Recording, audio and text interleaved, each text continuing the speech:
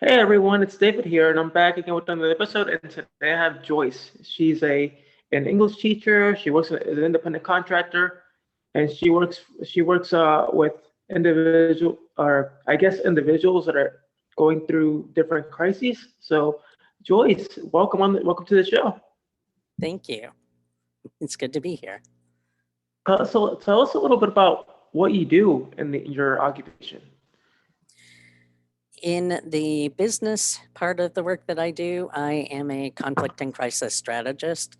So I help leaders and their teams um, deal with the conflict and crisis in order to um, reduce the pressure that they are feeling as a result of it. When we're faced with a conflict or a crisis, whether it's a health challenge or a change in relationship or even something like the pandemic, we tend to get that tunnel focus, and it starts to become, not only do we get tunnel focus, the only thing that we tend to see is the problem. And then you'll hear people start to, that ruined my life. I was doing so well. And but that doesn't have to be that way. And so that's one of the big messages that I share about either conflict or crisis is it's a circumstance. We all have circumstances. They're not all the same ones. And this is actually something that we can turn into a positive. And part of the reason that I have found that to be true, and the reason that I share that, is that when I was a teenager, I was diagnosed with aplastic anemia. It's a bone marrow failure syndrome. And that was right after my first year of college. And throughout the second year of college, I was actually also a nursing major at the time.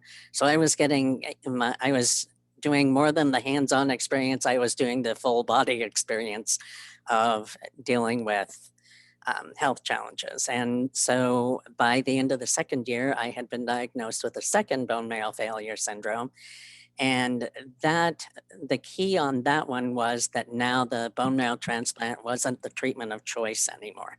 Now it was the only treatment. And so I ended up that summer going in for a transplant.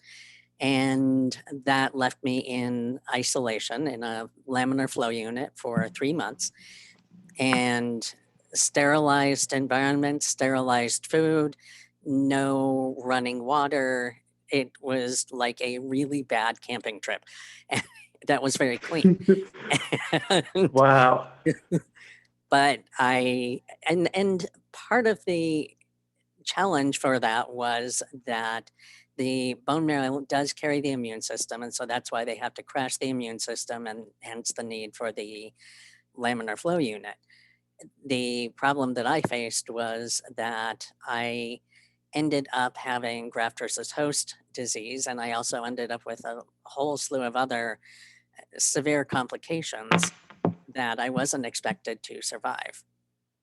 But after the two bone marrow failure syndromes, all of the complications that have happened between then and now, we're at over 10 life threatening illnesses, injuries, or conditions, and I am still going strong. I broke my back maybe badly about 5 years ago, and that left me really unable to walk, unable to move. I really couldn't do anything without excruciating pain. And at the same time, I also had hyperinflated lungs. That was one of the complications that was lasting after the transplant. And so I went from having 29% lung function to that the broken back took about 3 inches of height off of my thoracic column. And so now those hyperinflated lungs had even less space to be able to operate in. And so it reduced my ability to breathe that much more. And so it got to the point where then we were talking about a lung transplant. Unfortunately, I was denied by 7 of the top centers in the US for a transplant. And one of the docs actually got to the point where he's just said, frankly, you'd be better off going home and living out the days that you have left. And I'm like, days? Who even says that? Wow, that is And something, right? right, That that but is that is something else, you know? It is, but that was 5 years ago. And those numbers have not changed. And so, what's really a neat message for me to be able to share is that the crisis doesn't have to define who you are. It doesn't have to define your life. It is just a circumstance, and you get to choose how you respond to it. That's how we control the lives that we have, is by managing our responses that we have instead of reacting. And by doing that, I have built my own business out of that, and also dealing with conflict as well. That's a whole That is other background story. that is absolutely correct. You know, you have to uh, maintain that level of positivity and intensity no matter what you're facing. And from what I've heard so far, it seems like you've gone through a lot, but you've always been able to get back up and keep on going. And I definitely admire that of you. And uh, I would like to know, as far as you helping those dealing with, I guess, crises right now, what's been the most rewarding aspect of that? I think one thing that has really been coming out of this is that it's been an opportunity for me to expand the message that I share. And so for the employers, the message that I am really getting out to them is, this is a time when you have an opportunity to really make the most of people that have disabilities, because the people that are living with disabilities have expertise by definition on a day-to-day basis on how to live and how to function and carry on normal functions when the entire world around you is not, when you're not able to do things the way that you normally would. That's really what we do. We have expertise in that. And so I was really out there encouraging the employers with that message, because I think that this is a time that people with disabilities can be out there and shining and showing a whole new message and showing a whole new strength that other people haven't necessarily seen before. And for the people with disabilities, one of the messages that I also want to be able to share is, this is a chance for us to really get out there and say, hey, up to now you've been saying I couldn't do this from home, but now we know that we can do this from home. And so work with me here. I can be so much better for you. It's an opportunity to advocate so much stronger for yourself now that we have this experience and we know what we can do by working from home. So in regards to that, have you been doing this for a while? What's your long term goal with this? Where do you want to take this? A lot of, uh, oh boy, that's a big question. I I have, apologize. oh no, not a problem at all. It's a good problem to have. I have the vision of expanding the company quite a bit. I have a desire to increase the clients that we work with. In 2020, I was really focusing on getting certified, getting the company certified to be able to work with the government as a contractor. And so I gained a lot of certifications there. So now I'm qualified to go in and work with the government. So that's a new branch. It's a new set of clients that I have the opportunity to work with. And then I'm also looking at expanding to be able to do more services, such as working with offering motivational speaking or trainings. So maybe going in and working with either doctors or attorneys and being able to expand, here's how we can communicate better with people. For the medical profession, there is a there are a lot of things that they may need to be able to say, and I understand that there is a need to share certain information, but there's a way that we can share it that doesn't have to be devastating. I didn't necessarily need to hear live out the days that you have left. You know, there was a way that he could have said something that got that I'll be message honest with across. you. I'll be honest with you. When you said that, I was like, that who in the right mind would say that? That is so, to me, that is really insulting and offensive the way that they said that to you. But it's incredible how you've, I feel like you were the bigger person because you didn't let this kind of deter you from moving forward. Most people would be like, or some people would be like, I can't handle this kind of criticism, so I have to go hide, and I can't do this for myself. And unless I have somebody or people to support them that say, hey, don't let this bother you, just keep on moving forward, then they just can't. But it seems like you had a really strong mentality. So when they told you that, you're like, I can't, I won't accept this. I will not be brought down by just a couple of words that someone told me. I have to keep moving forward. Yeah, and that's a big part of it. For me, the thing that actually got me out of that, that actually changed it. And here's what's interesting about that is number one, the numbers, if you look at those same test results today, those numbers haven't changed. They have not improved at all. But the level with which I function is completely is significantly improved. And that's something that is beyond the comprehension of a lot of the medical profession, to the extent where if I go and when I went in to be evaluated again a year later by the same one of the same transplant teams, their comment to me ended up being, "You look the same on paper. We were fully prepared to deny you and make it so that you would not be eligible to come back to be reevaluated. But today we're actually telling you that we are deferring you because now you are too healthy." And that was exactly Oh, that was the result I wanted to wow. hear. That was perfect for me because That's I awesome. didn't want to need a transplant. I already had one of those. Been there, done that. Thank you. And let's I'm not done working with these ones yet. So How long did it take them to I guess defer you?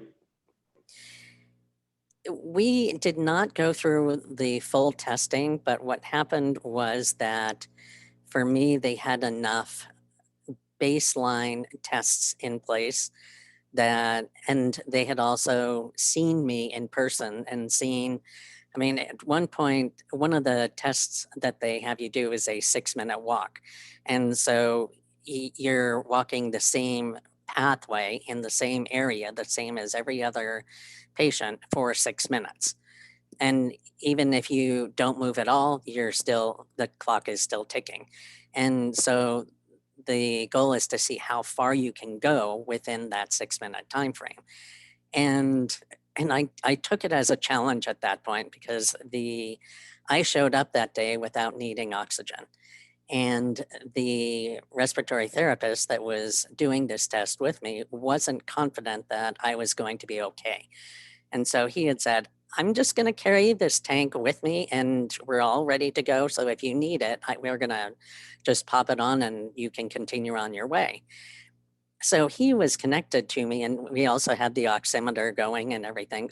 So at one point I actually had him running to catch up because around the edge. Mhm.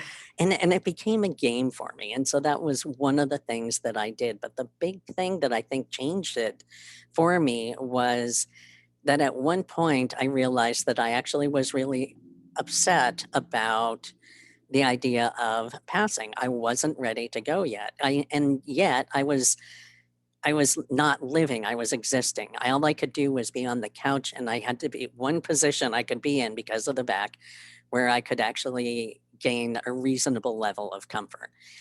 And what I ended up realizing was that I actually was unhappy because during the transplant, I had decided that I wanted to be able to pay it forward. I wanted to be able to make my greatest contribution. And that day on the couch lying there, I realized that I was so unhappy about the idea of passing because I hadn't made that contribution yet. And that was the one decision that changed everything for me. And that's what got me up off the couch going, okay, what do I need to do in order to make that happen?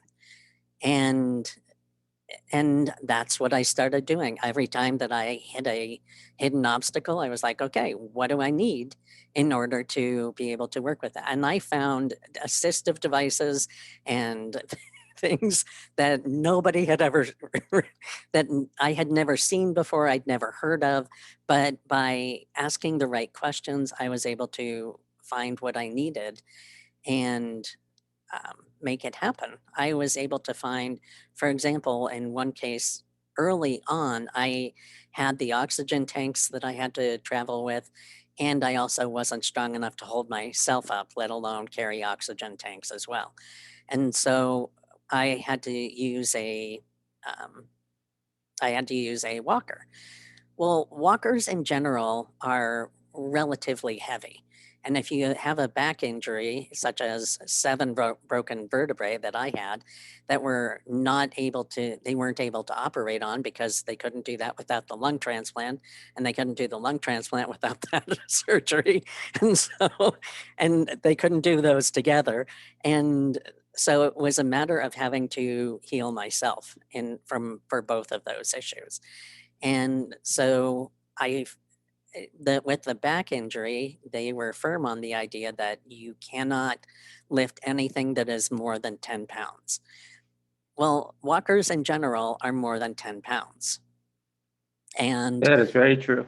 and I was fortunate that I found one that folded up small enough that I could easily put it into my car, and it was only 6 pounds. And yet it was strong enough to be able to move with me and be able to, and it had wheels on the front. And so it was actually exactly what I ended up needing. And then when I was ready to upgrade from there to a pair of crutches, I also needed a specific set of perimeters for those as well. And I ended up finding one pair of crutches that would meet that requirement as well. So don't go by what you've seen out there already or what people are telling you just from one limited perspective. You can start asking new questions, you can start looking at new resources, and chances are there's something out there that can help. And I really, your story today on the show has been absolutely motivating. It's incredible what you've gone through, and then I was wondering, is there like any way that anyone here can reach out to you if they need assistance or any advice, um, help with anything as far as dealing with a certain situation that they're currently dealing with? Absolutely. One of the things that I offer currently is Um, I do offer coaching and I can work with that. I'm certainly willing to hop on a call and see what the situation is and see what makes sense, see if there is something that we can come up with to fit the needs as well. So my website is conflictoptions.us, and there is a contact us link down at the bottom right corner of the screen. Awesome, awesome. Um, and definitely, it's as far as like crises and things like that. It's always so important to reach out. When you're dealing with a certain issue in a certain part of life or any kind of obstacle. It's always like I always encourage my students. I'm a teacher. Ask for help. It's okay to ask for help. It's not okay to just bottle it up and not say anything because it makes things a whole lot worse.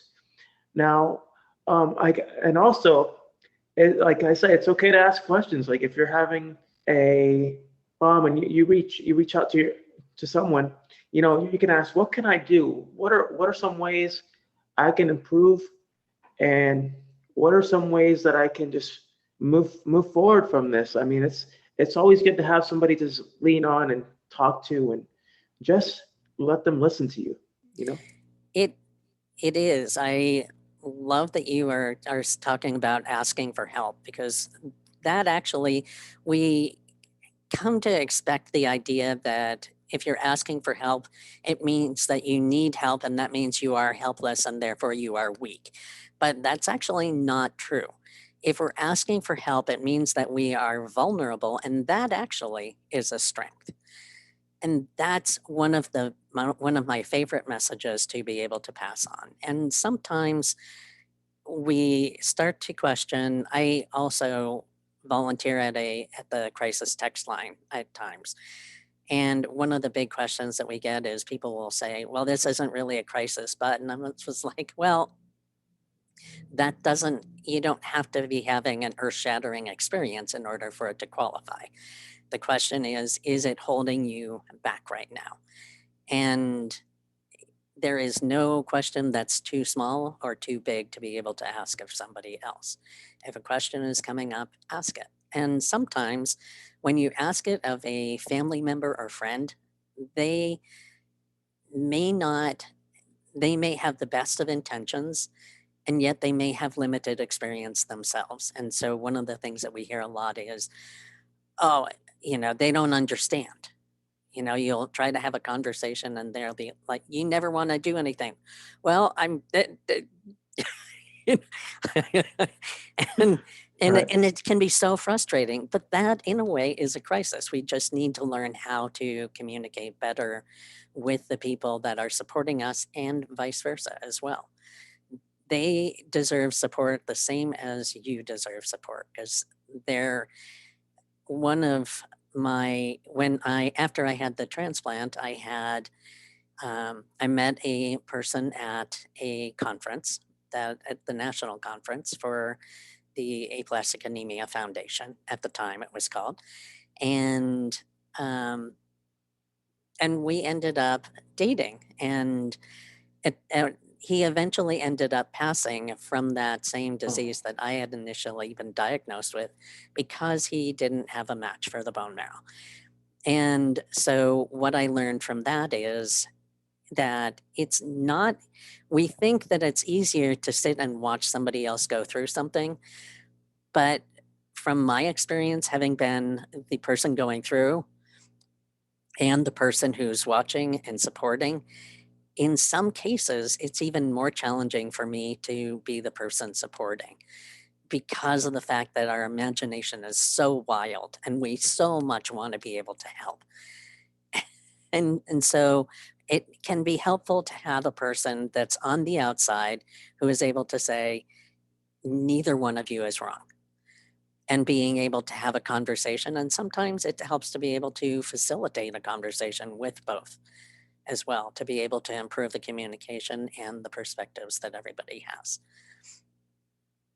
that is incredible, and the way that I see all this is, you're one of the unsung heroes that not many people know about that exist. You're just out there, you're just in the background, making a difference, and that's one thing that I like to encourage and highlight. Is I like to highlight individuals that are out there making a difference without expecting, anything in return. It's, so at the end of the day, it's not about the fame or the money. It's the fact that you're making a difference, and you're just making everything better for everyone around the world. Absolutely. We all come into the world the same way. We're all going out the same way. We don't have to make it harder in between, right? You always grow up with this rule: treat others the way you want to be treated, and don't judge anybody. Don't judge a book by its cover. You don't know their story, and you don't know what they've been through.